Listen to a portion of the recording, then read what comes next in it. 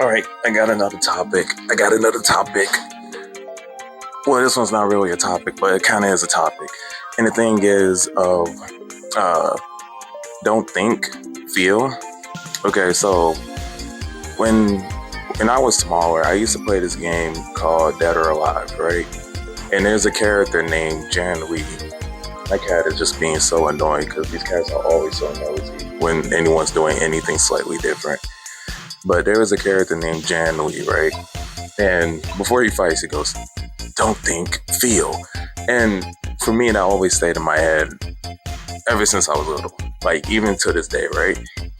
And I think it is the same exact way when you're doing something creative or when you're doing something new or just going at it. Because I think we are taught to like know so much about it before we start. So like you can you could go all the way back to like your basics of math to like you first learning how to read or write or you learning about science. Like instead of you like experimenting, hopefully you're not in chemistry and you're doing it with like diabolical mixing. But when you're like in science, right? You know, they tell you to learn this table and they tell you these are the rules, this is what happens, etc. And if you have like maybe a good science teacher, they tell you why this doesn't work and why this works. But creativity doesn't really work that way. And creativity isn't really like science per se. Like, yes and no, because you are experimenting with things and then you're kind of making a hypothesis of like, hey, if I do this, then maybe this could work out with this, and maybe this can mix with this. You know, it is sometimes of a science, such as like, you can't really mix watercolor with oil painting because like, hopefully you know and you've seen it that like oil and water doesn't really mix. They just kind of like stand beside each other or like stand beside each other or just plop on top of each other. But like, the beauty of creativity is that you literally get to create what you want to create and you literally get to do what you want to do without any rules. But yes, without any rules, like asterisk. But because we're in the day and age of the internet where they still are kind of like censoring some of our creativity, such as cursing or such as being too crude. But but you guys get the picture. You're unlimited. And I feel like when we think too much, we hold ourselves back. We're thinking of our audience. We're thinking of our peers. We're thinking of our friends. We're thinking of, can this work? Will this work? We're thinking of so many obstacles instead of just doing and just trying to figure out if it's possible.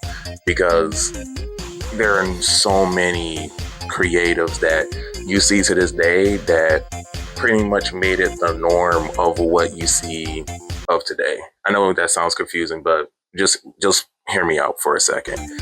Let's say something like Dragon Ball Z. Dragon Ball Z made it kind of the norm of like power scaling, right? And even the art style was kind of becoming it's so different, but it kind of is a norm. You know, when you're a kid, you wanted to draw Goku or Vegeta or Trunks or Piccolo, right? That was kind of the norm of a look, right?